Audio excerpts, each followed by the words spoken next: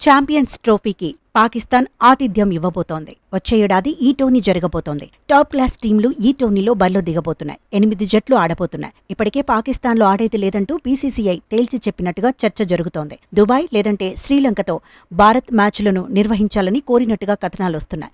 Hybrid మోడల్కే BCCI పట్టుపడుతున్నట్టుగా ప్రచారం జరుగుతోంది. దీంతో టీమిండియా మ్యాచ్లపై ఇంకా క్లారిటీ లేదు. కేంద్ర ప్రభుత్వం అనుమతి లేనిది పాక్లో పర్యటించలేమని బీసీసీఐ చెప్పినట్టుగానూ టాక్ నడుస్తోంది. ఇదే టైంలో పాక్ మాజీలు పీసీబీకి హెచ్చరికలు చేస్తున్నారు. ఛాంపియన్స్ ట్రోఫీ నిర్వహణ బాధ్యతలు చేజారకుండా చూసుకోవాలంటున్నారు. విదేశీ జట్లకు సరైన రీతిలో రక్షణ కల్పించాలంటున్నారు.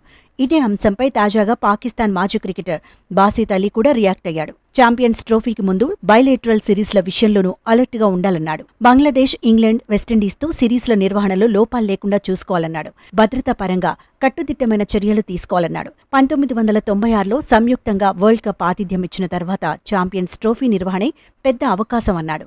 బంగ్లాదేశ్, ఇంగ్లాండ్, వెస్టిండీస్తో సిరీస్ను పర్ఫెక్ట్గా నిర్వహిస్తేనే ఛాంపియన్స్ ట్రోఫీకి సమస్య ఉండదన్నాడు. ఏదైనా అవాంఛనీయ ఘటన జరిగితే టోర్నీ మరో వేదికకు మారిపోతుందన్నాడు. గతంలో విదేశీ జట్లు పర్యటిస్తున్న సమయంలోనే ఆందోళనకర ఘటనలు జరిగాయి. 2021లో న్యూజిలాండ్ టీం అర్ధంతరంగా పర్యటనను ముగించుకుంది. ఆ తర్వాత ఇంగ్లాండ్ కూడా పర్యటనను రద్దు చేసుకుంది. భద్రతా కారణాలతోనే పాకిస్తాన్లో పర్యటించేందుకు బీసీసీఐ ససేమిరా అంటోంది. ఇక ఛాంపియన్స్ ట్రోఫీ వచ్చే ఏడాది ఫిబ్రవరి 19న ప్రారంభమయ్యే అవకాశం ఉంది. మార్చి 9న ఫైనల్ జరుగుతుందని ప్రచారం జరుగుతోంది. ఇండియా పాకిస్తాన్ మ్యాచ్ మార్చి 1న జరిగే అవకాశం ఉంది. భారత్ పాక్ మ్యాచ్ కోసం క్రీడా ప్రపంచం మొత్తం ఎదురుచూస్తోంది. అయితే గతేడాది ఆసియా కప్కు పాకిస్తానే ఆతిథ్యం ఇచ్చింది. కాకపోతే అప్పుడు భారత్ తన మ్యాచ్లను శ్రీలంకలో ఆడింది. హైబ్రిడ్ మోడల్లోనే మ్యాచ్లను షెడ్యూల్ చేశారు. ఈసారి కూడా టీమిండియా మ్యాచ్లను తటస్థ వేదికల్లోనే నిర్వహించే ఛాన్స్ కనిపిస్తోంది.